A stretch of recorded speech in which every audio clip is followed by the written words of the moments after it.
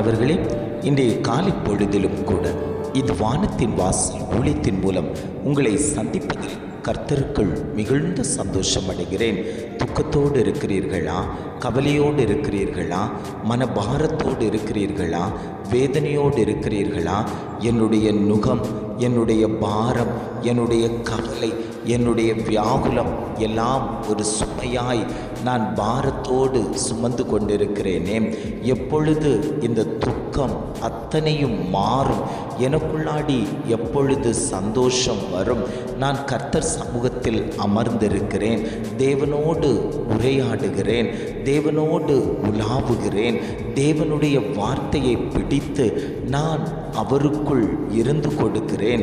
ஆனாலும் என்னுடைய காரியத்தில் எந்த ஒரு மாற்றத்தையும் காணவில்லையே என்று தேவ சமூகத்தை நோக்கி பார்த்து கொண்டிருக்கக்கூடிய ஒவ்வொரு குடும்பங்களையும் பார்த்து ஆண்டவர் சொல்லுகிறார், உன் கவலைகளை நான் மாற்றி தருவேன் என்று இன்றைய காலை பொழுதில் ஒவ்வொரு குடும்பங்களையும் பார்த்து ஆண்டவர் வாக்கு கொடுத்து கொண்டிருக்கிறார்.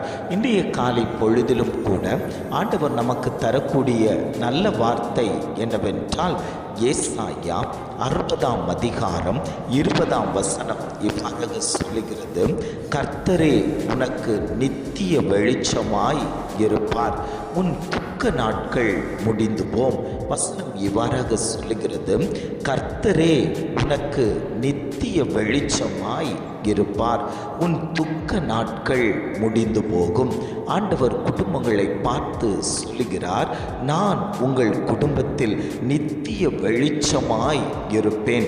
வெளிச்சமாகிய கிறிஸ்து இன்றைக்கு உங்கள் குடும்பத்தில் தங்கி தாபரிக்கப் போகிறார். இருள்கள் மாறப்போகிறது. குடும்பத்தில் இருந்து இருள்கள் மாற்றப்படும் போது உங்கள் குடும்பத்தில் சந்தோஷம் வரப்போகிறது. இருளினால் ஒரு துக்கத்தோடு இருந்து கொண்டிருக்கிறீர்கள் அல்லவோ, குடும்பத்தை சூழ்ந்து வைத்திருக்கக்கூடிய காரிருள், முகம் பார்க்க முடியாமல், எதையுமே செய்ய முடியாமல், கடன் என்கிற இருளுக்குள் அகப்பட்டு கிடக்கிறீர்கள், வியாதி என்கிற இருளுக்குள் அகப்பட்டு கிடக்கிறீர்கள், போராட்டம் என்கிற இருளுக்குள் அகப்பட்டு கிடக்கிறீர்கள், பிரச்சனை என்கிற இருளுக்குள் அகப்பட்டு கிடக்கிறீர்கள். ஆண்டவர் சொல்லுகிறார், உன்னுடைய இருளை மாற்றுவதற்கு நான் வெளிச்சமாய் உன் குடும்பத்தில் வரப்போகிறேன். நான் அங்கு வரும்போது அங்கு இருள் இருப்பது இல்லை, வெளிச்சம் பிரகாசிக்க ஆரம்பிக்கும். அந்த வெளிச்சம் பிரகாசிக்கும் போது உன்னுடைய துக்கமெல்லாம் மாறிப்போய் சந்தோஷமும் சமாதானமும் உன் குடும்பத்தில் நிலவும் என்று ஆவியானவர் இன்றைக்கு காலை பொழுதில் ஒவ்வொரு குடும்பங்களையும் பார்த்து ஆண்டவர் வாக்கு கொடுத்து கொண்டிருக்கிறார். பேதுரு சிறைச்சாலைக்குள் அகப்பட்டு கிடந்தபோது அவனுக்காக சபையார் ஊக்கமாய் ஜெபித்து கொண்டிருந்தார்கள்.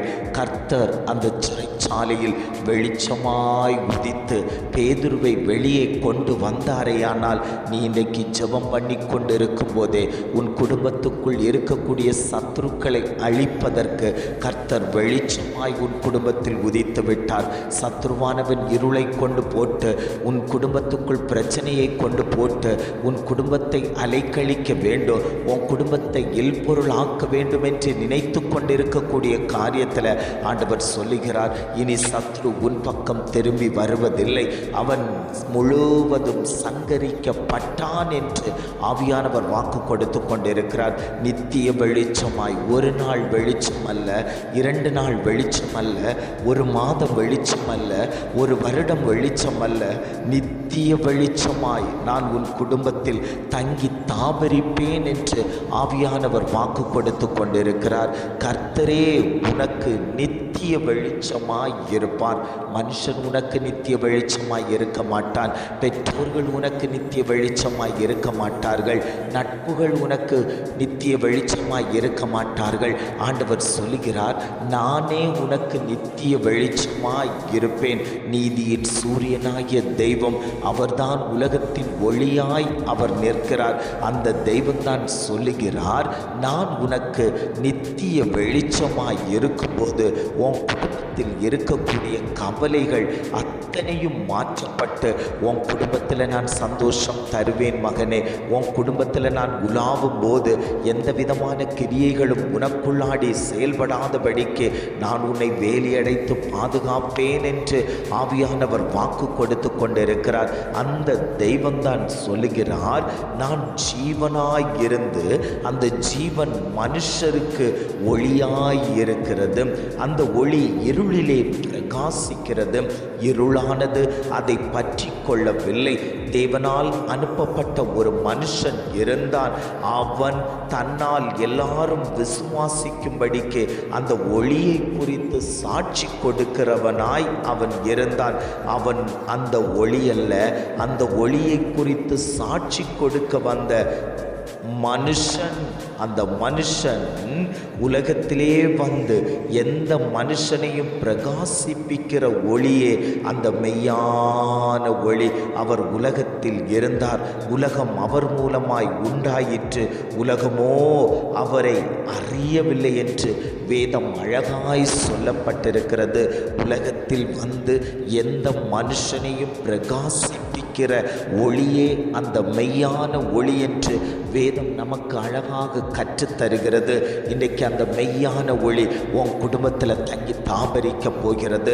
அந்த ஒளி தங்கி தாபரிக்கும் போதே உன் குடும்பத்தில் இருக்கக்கூடிய இருள்கள் மாற்றப்பட்டு வெளிச்சம் உண்டாக போகிறது. அந்த வெளிச்சம் உண்டாகும் போது உன்னுடைய துக்கமெல்லாம் மாற்றப்படும். இருளுக்குள் இருக்கும்போது துக்கத்தோடு வியாகுலத்தோடு பிரச்சனையோடு பாடுகளோடு இருந்து கொண்ட உனக்கு ஆண்டவர் சொல்கிறார், வெளிச்சமாகிய நான் உன்னோடு கூட வரும்போது அந்த துக்கமெல்லாம் மாறி போகும்பா. அந்த துக்கமெல்லாம் மாறி நான் உன்னை சந்தோஷமாய் வழிநடத்துவேன் என்று ஆவியானவர் வாக்கு கொடுத்து கொண்டிருக்கிறார். எத்தனை பேர் வாஞ்சையோடு, ஆண்டவரே என் துக்கத்தை மாற்றுவதற்கு வெளிச்சமாய் நீர் என் குடும்பத்தில் வாங்கேன்னு சொல்லி எத்தனை பேர் வாஞ்சையோடு சொல்ல முடியும்? ஆண்டவர் சொல்லி கொண்டிருக்கிறார், நான் உனக்கு நித்திய வெளிச்சமாய் இருப்பேன் என்று வாக்கு தத்தம் தந்திருக்கிறேன் அல்லவோ மகனே, வாக்கு தத்தம் தந்திருக்கிறேன் அல்லவோ மகளே. நீ ஏன் பயப்பட்டு கொண்டிருக்கிறாய்? நீ பயப்பட வேண்டாம். உன் குடும்பத்தில் சந்தோஷம் வரப்போகிறது. துக்கங்கள் எல்லாம் மாறி போக போகிறது. உன் பிள்ளைகள் சந்தோஷமாய் வாழப் போகிறார்கள். உன்னுடைய தொழில் சந்தோஷமாய் நடக்கப் போகிறது. உன்னுடைய காரியங்கள் அத்தனையும் சந்தோஷமாய் நான் மாற்றி தருவதற்கு நான் வல்லமை உள்ள தகப்பனாய் இன்றைக்கு முன்னோடு கூட இருக்கிறேன் என்று ஆவியானவர் வாக்கு கொடுத்து கொண்டிருக்கிறார். அந்த தெய்வம்தான் சொல்லுகிறார், நான் உனக்கு நித்திய வெளிச்சமாய் இருப்பேன் என்று. இன்றைய காலை பொழுதில் ஒவ்வொரு குடும்பங்களையும் பார்த்து ஆண்டவர் வாக்குரைத்து கொண்டிருக்கிறார். ஜெபிக்கலாமா? அன்பின் பரலோக பிதாவே, இந்த காலை பொழுதுக்காக நாங்கள் உம்மை துதிக்கிறோம், ஸ்தோத்தரிக்கிறோம் ஆண்டவரே. இந்த காலை பொழுதிலும் கூட ஆண்டவர் எங்களுக்கு தந்த நல்ல வார்த்தைகளுக்காக நாங்கள் உமக்கு நன்றி செலுத்துகிறோம் ஆண்டவரே. கர்த்தரே உனக்கு நித்திய வெளிச்சமாய் இருப்பார், உன் துக்க நாட்கள் முடிந்து போம் என்று அழகான ஒரு வாக்கு தத்தத்தை தந்தீங்க ஆண்டவரே. இதை நாங்கள் விசுவாசித்து ஜெபிக்கிறோம். கர்த்தர் எங்கள் வாழ்க்கையில் இருக்கக்கூடிய துக்கங்கள் அத்தனையும் கர்த்தர் மாற்றணும். எங்களுடைய இருளை கர்த்தர் மாற்றி போடும்படியாய் நாங்கள் ஜெபிக்கிறோம் ஆண்டவரே. இதை கேட்டுக்கொண்டிருக்கக்கூடிய ஒவ்வொரு குடும்பத்தின் மேலேயும் தேவன் வெளிச்சமாய் உதிக்கும்படியாய் நாங்கள் ஜெபிக்கிறோம் ஆண்டவரே. அந்தந்த குடும்பங்களில் இருக்கக்கூடிய துக்கங்களை எல்லாம் கர்த்தர் மாற்றி போட்டு விட்டதற்காக நாங்கள் ஜெபிக்கிறோம். ஆவியானவர் பெரிய காரியங்களை இந்த நாட்களில் கர்த்தர் செய்து முடித்து விட்டதற்காக நாங்கள் உமக்கு நன்றி செலுத்துகிறோம் ஆண்டவரே. இம்மட்டுமாய் நடத்தினவர் இனியும் நீர் அவர்களை வழி நடத்தும்படியாய் நாங்கள் ஜெபிக்கிறோம். எங்களை தாழ்த்தி தருகிறோம். துதி கன மகிமை எல்லாம் உமக்கே செலுத்துகிறோம். மீட்பர் இயேசுவின் மூலம் ஜெபிக்கிறோம் ஜீவனுள்ள நல்ல பிதாவே. ஆமேன், ஆமேன்.